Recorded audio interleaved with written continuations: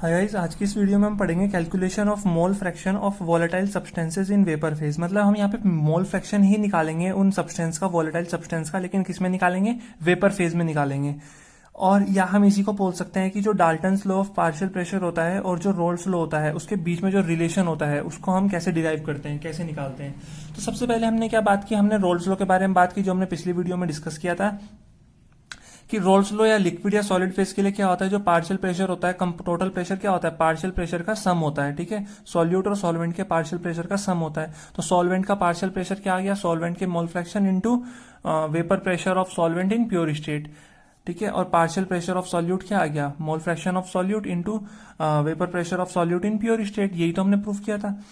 तो पीटी जो होगा वो पी डैश ए प्लस पी डैश बी के बराबर होता है। लेकिन अगर डेल्टन्स लॉ की बात करें, डेल्टन्स लॉ बोलता है कि किसी भी गैस या फिर वेपर का जो पार्शियल प्रेशर होता है वो किसके बराबर होता है? Y A dot P T के, और पी डैश बी बराबर Y B dot P T के। हमने जो क्लास 11 में स्टेट्स ऑफ मैटर है वहां पे हमने इसके बारे में स्टडी किया था, वहां पे हमने प्रूफ भी किया था। तो यहाँ पे एक्स ए और एक्स बी क्या होता है? यहाँ पे मोल फ्रैक्शन होता है, सिंपल मोल फ्रैक्शन।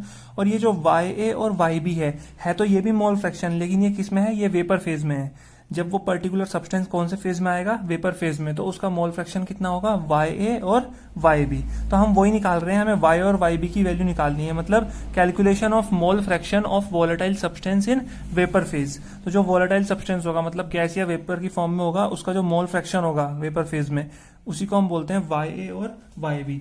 तो कैसे निकलेगा वाई ए और वाई बी? तो ध्यान देंगे यहाँ पे, जैसे ये इक्वेशन हमारे पास क्या है? फर्स्ट है, ये सेकंड है, तो ये वाली इक्वेशन थर्ड हो जाएगी और ये वाली इक्वेशन फोर्थ हो जाएगी। तो यहाँ पे हम बोल सकते हैं कि फ्रॉम फर्स्ट एंड थर्ड, पहली और तीसरी को अगर हम कंपेयर करें तो पी डैश ए किसकी वैल्यू बराबर है? एक्स ए पी नोट ए के बराबर है। तो ये हमने लिखा एक्स ए पी नोट ए बराबर, यहाँ पे पी डैश ए की वैल्यू कितनी है? Y A dot P T. तो यहां से अगर हम वाई ए की वैल्यू निकालना चाहें तो यहां से वाई ए की वैल्यू हो जाएगी X A dot P note A upon P T. Clear हुआ? और पी टी किसके बराबर होता है? Total pressure. तो वाई ए हमारे पास आ जाएगा X A dot P note A upon, ये हो जाएगा हमारे पास X A P note A plus X B P note B.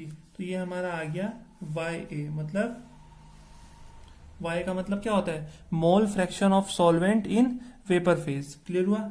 ऐसे ही अगर हम वाई बी की वैल्यू निकालना चाहें, वाई बी की वैल्यू के लिए हम क्या करेंगे? वाई बी की वैल्यू के लिए हम बोलेंगे कि जो हमारी इक्वेशन कौन कौन सी है, सेकंड और इक्वेशन फोर्थ जो है, तो हम यहाँ पे लिखेंगे from second and fourth. Second equation बोल रही है पी डैश भी इसके बराबर है और फोर्थ इक्वेशन बोल रही है पी डैश भी इसके बराबर है। तो दोनों आपस में क्या होंगे? बराबर। तो ये हो जाएगा X B P note B बराबर Y B dot total pressure. तो यहां से वाई बी की वैल्यू हो जाएगी कितनी? X B P note B upon P T. और इसी का फॉर्मूला होता है X B P note B, और टोटल प्रेशर को हम क्या लिख सकते हैं? हम लिख सकते हैं X A P note A plus X B P note B. तो ये हमारे पास आ गई वाई बी की वैल्यू। क्लियर हुआ? तो यहां से हमने क्या किया? Mole fraction of volatile substance in vapour phase हमने निकाल लिया। मतलब वाई ए और वाई बी की वैल्यू हमने क्या की? कैलकुलेट कर दी। तो अब हम क्या करते हैं? अब हम यहाँ पे इन दोनों के बीच में एक रिलेशन पढ़ते हैं कि Dalton's law of partial pressure और रोल्स लॉ के बीच में क्या रिलेशन है। मतलब इन दोनों को हम कैसे रिलेट कर सकते हैं, कोरिलेट कर सकते हैं आपस में। देखिए, जैसे हमने यहाँ से क्या किया, अगर हम यहाँ पे इक्वेशन किसको देखें, जैसे ये वाली इक्वेशन है, यहाँ पे ये फोर्थ है, इसे हम फिफ्थ मान लेंगे। या हम ऐसे बोल सकते हैं कि हमने क्या बोला? एक्स ए पी नोट ए बराबर है वाई ए पी टी के। तो जैसा कि हमें पता है कि एक्स ए प्लस एक्स बी किसके बराबर होता है? 1 के बराबर होता है।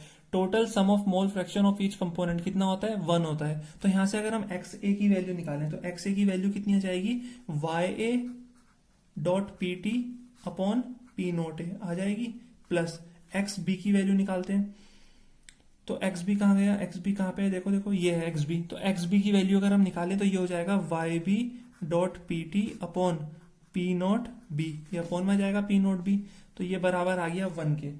ठीक है, तो यहां से हम क्या कॉमन ले सकते हैं? टोटल प्रेशर कॉमन ले सकते हैं। तो पी टी हमारे पास आ जाएगा कितना? Y A upon P note A plus Y B upon P note B. ये किसके बराबर आ गया? 1 के बराबर आ गया। तो यहां से हम लिख सकते हैं कि 1/PT मतलब टोटल प्रेशर, वो क्या आएगा, YA/P0A प्लस YB/P0B, इसके बराबर आ जाएगा। तो आई थिंक क्लियर हो जाना चाहिए कि मोल fraction of volatile substance in vapour phase कैसे कैलकुलेट करते हैं और Dalton's law of partial pressure और रोल्स लॉ के बीच में क्या रिलेशन होता है। बहुत सिंपल सा ये कॉन्सेप्ट है, इस कॉन्सेप्ट को हमें ध्यान में रखना है। ठीक है, रोल्स लॉ क्या बोलता है, रोल्स लॉ हमने लास्ट वीडियो में डिस्कस किया था, और डाल्टन्स लॉ ने ये कैसे बोला, क्योंकि ये हम ऑलरेडी डिस्कस कर चुके हैं स्टेट्स ऑफ मैटर में। ठीक है, Dalton's law of partial pressure क्या बोलता है। तो यहाँ पे एक्स ए भी हमारा मोल फ्रैक्शन है और वाई ए भी मोल फ्रैक्शन है, बट जो वाई ए है ये हमारा मोल फ्रैक्शन किस में है, वेपर स्टेट में है, ये ध्यान रखना है, वेपर फेज में है। अब इसके ऊपर किस तरह से न्यूमेरिकल हमसे पूछे जाते हैं, किस तरह के क्वेश्चन हमसे बन सकते हैं, एक क्वेश्चन हम इसके ऊपर करते हैं ताकि हमें ज्यादा क्लियर हो जाए, ज्यादा अच्छे से समझ में आए।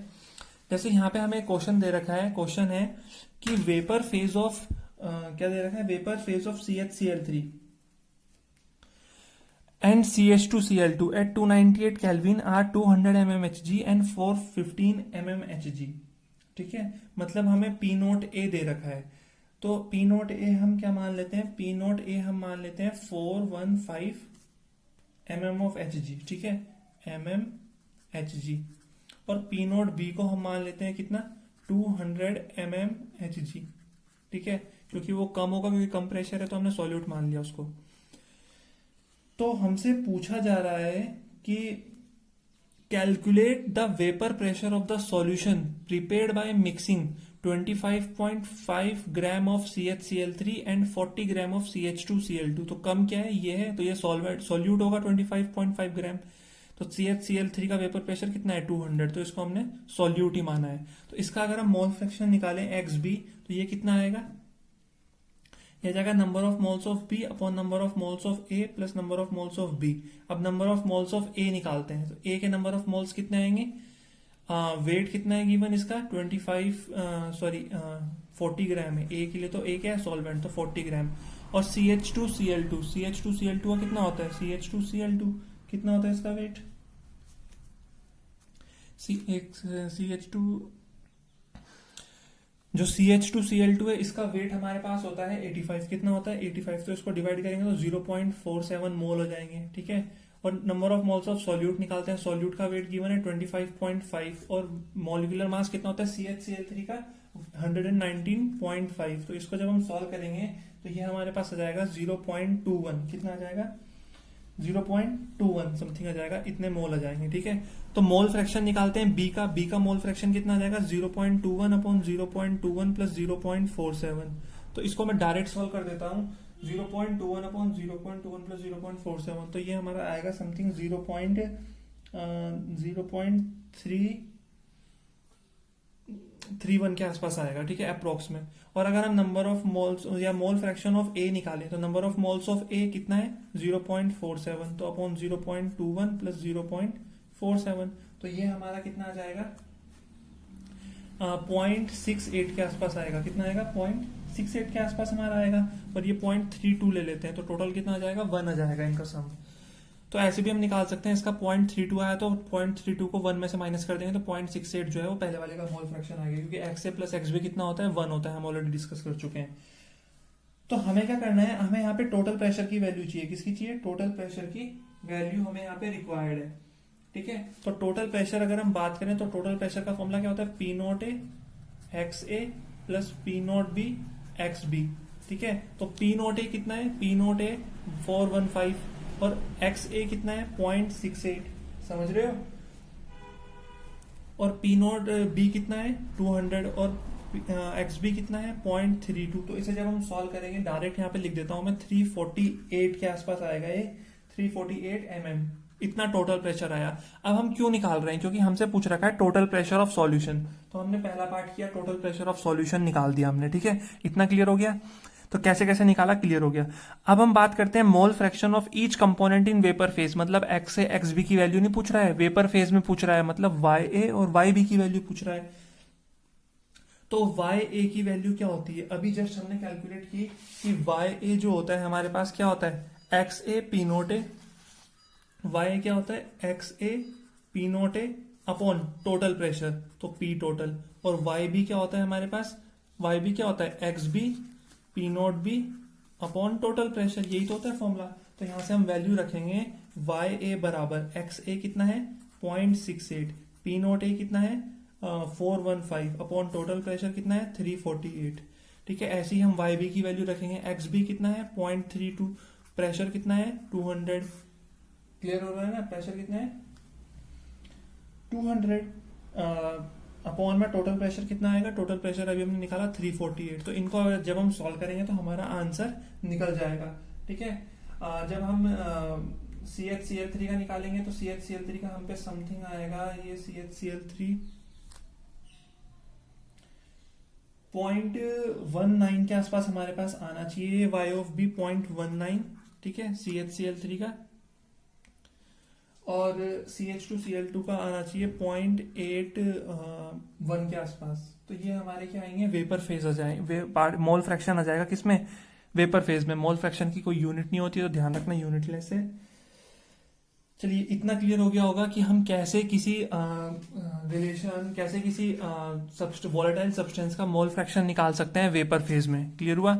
और कैसे हम डेल्टन्स लॉ, पार्शियल प्रेशर और रोल्स लॉ को कंबाइन करके एक रिलेशन निकाल सकते हैं, ये वाला। तो हमने क्या क्या किया इसमें, आई होप इतना क्लियर हो जाना चाहिए। हमें क्वेश्चन में सिर्फ P note A P note B की वैल्यू गिवन थी और मास गिवन था हमें सॉल्यूट और सॉल्वेंट का। उसकी मदद से हमने कंपाउंड के मॉलिक्यूलर फॉर्मूला की वजह से क्या निकाला, मॉलिक्यूलर मास निकाला, उसकी मदद से नंबर ऑफ मोल्स, उसकी वजह से मोल फ्रैक्शन, और P note A X A P note B X B, इन सब से हमने टोटल प्रेशर निकाला। फर्स्ट पार्ट हमारा सॉल्व हो गया। फिर हमने अपना mole fraction in vapour phase की फॉर्मूला को, इक्वेशन को रखा, उसमें वैल्यू पुट की, तो हमारा आंसर आ गया वाई ए और वाई बी का। तो इस तरह से हम पे क्वेश्चन बन सकते हैं मोल फ्रैक्शन इन वेपर फेज के ऊपर। तो आई होप इतना क्लियर हो गया होगा।